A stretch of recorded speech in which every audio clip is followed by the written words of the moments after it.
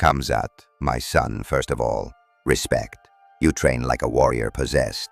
When I look at your work ethic, I see echoes of King David charging onto the battlefield. You don't walk, you sprint. You don't fight cautiously. You maul people like a Swedish bear that skipped breakfast. That intensity, it's a gift. Proverbs 22:29 says, "Do you see a man skillful in his work? He will stand before kings." You've taken that skill and now you stand before presidents, sheikhs, and Dana White's shiny head. I love how fearless you are. You don't care who's across the cage. Gilbert Burns, Kamaru Usman, Nate Diaz, your attitude is always, "I smash." And honestly, that confidence reminds me of young David saying to Goliath, "Who is this uncircumcised Philistine that he should defy the armies of the living God?" Except in your case, it's, "Who is this welterweight who dares stand in front of me?" But son, let me tease you a little. You're scarier than Goliath himself, but you sometimes forget the neighbor part in love thy neighbor. I know you don't literally want to kill everybody. It's your way of saying, "I dominate." Still, maybe add a smile after. Imagine the crowd if you said, "I smash," but with kindness, viral, in 2 seconds flat. And don't even get me started on your conditioning. Some fighters gas out after 1 round. You look like you could fight 5 rounds, pray between rounds, fast for Ramadan, and still jog home. That's admirable. Self-discipline like that is the foundation of both fighters and saints. But remember this, Samson was the strongest man alive, yet without wisdom, he got blindsided by a haircut. Strength without humility is a ticking time bomb, which leads me to what you still need to work on. Khamzat, you're strong, yes, but strength without control? That's like Peter with a sword. He cut off a man's ear, and I had to put it back on. Great heart, terrible aim. You see, your temper, your aggression, your trash talk, it's powerful, but it's also dangerous. Proverbs 16:32 says, "Better a patient man than a warrior, one with self-control than one who takes a city." That means even if you can choke out the whole division, if you lose your temper outside the cage, you're already defeated. Let me give you some feedback with love. Sometimes you look at your opponents like they stole your sandals. Your eyes scream, "I will baptize you in pain." Your press conferences, pure fire, but maybe too much brimstone. It's entertaining, yes, but son, humility opens more doors than rage ever will. Now, don't get me wrong. I'm not telling you to turn the other cheek mid-fight. If Gilbert Burns cracks you, don't stop and say, "Brother, that was a lovely right hook, have another." No. You block, you counter, you win. But outside the cage, that's where I want you to practice the true fight, self-control. Also, let's talk about cockiness. When you say, "I smash everybody," it's funny, it's scary, and it sells tickets. But remember, the Bible also says in Proverbs 27:2, "Let another praise you, and not your own mouth." Imagine the headlines, "Khamzat stops bragging, lets opponents describe the pain instead." That's next-level intimidation. And let's add a bit of humor here. Khamzat, if you ever lose, don't worry, I've lost too. Well, technically, I was crucified. But 3 days later, I made the greatest comeback in history. So if you take an L, remember, comebacks are biblical. Now, here's the good news. Your positives far outweigh your negatives. And if you fine-tune your spirit the same way you fine-tune your takedowns, you'll not only be champion, you'll be a role model. You see, training in MMA and training in faith are similar. Paul wrote in 1 Corinthians 9:27, "I discipline my body and keep it under control, lest after preaching to others, I myself should be disqualified." That's basically saying, cut weight, stay disciplined, no shortcuts. You already live that. You train in Sweden, in Dubai, in Chechnya, like a nomadic warrior monk.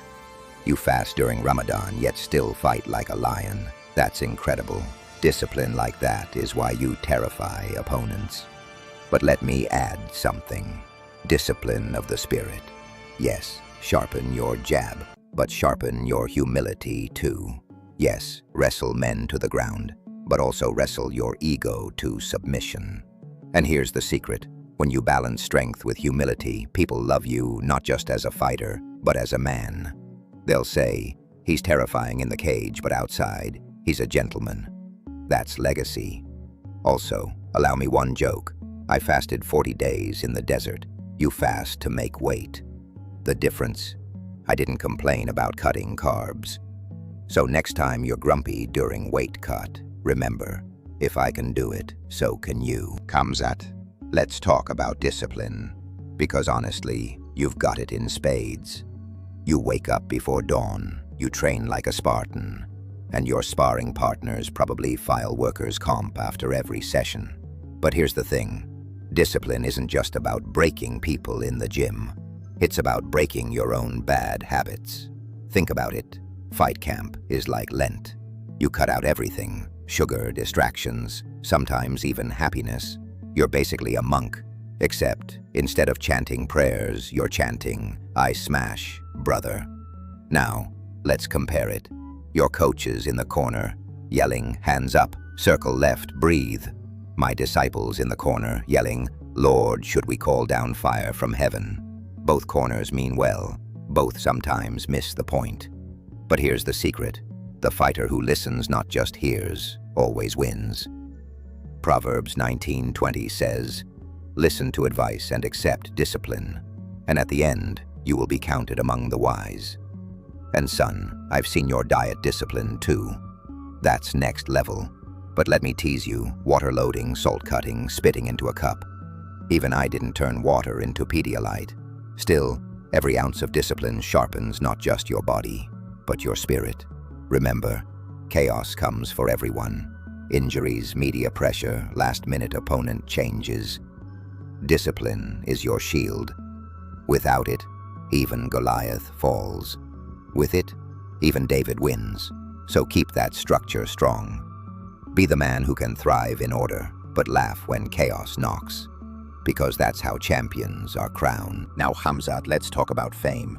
Because, son, it's not just fists you're dodging now.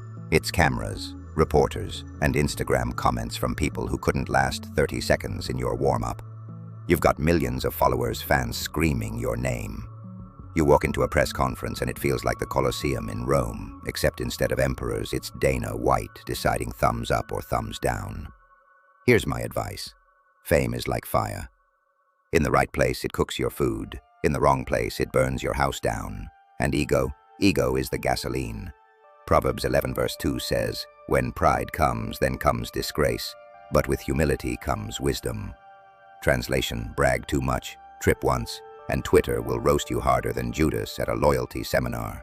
But don't fear fame, use it. Let your platform inspire. Imagine posting not just training clips, but moments of kindness. One day the crowd will remember your knockouts, yes, but they'll remember your character even more. Let me joke a little. People called me the King of Kings. You're called the Wolf. Honestly, wolves are cool. But remember, the wolf who howls the loudest isn't always the strongest. Sometimes, the quiet one with discipline leads the pack. So think long-term, not just wins, not just belts, but legacy. When kids in 2050 look back at UFC history, let them say, Khamzat wasn't just a monster in the cage. He was a man who fought with purpose. And remember, fame fades. Hairlines recede, even muscles slow down. But humility, that's eternal. Khamzat, here's my final message. You are a lion, yes, but even lions need wisdom. Keep your fire, but don't let it burn down your own house. Be fierce inside the cage, but outside be gentle, kind, and humble. I challenge you, and everyone listening, to fight not just for titles, but for purpose. Let your strength inspire, let your discipline motivate, and let your humility teach. Because one day, belts will gather dust, but your character will echo for generations. So to you, my brother Khamzat, remember, smash with skill, love with sincerity, and always keep your spirit in the right corner. And to everyone watching, if you enjoyed this divine coaching session, hit that like button, subscribe, and share this video with your friends.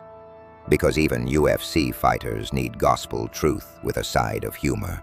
Until next time, keep fighting the good fight.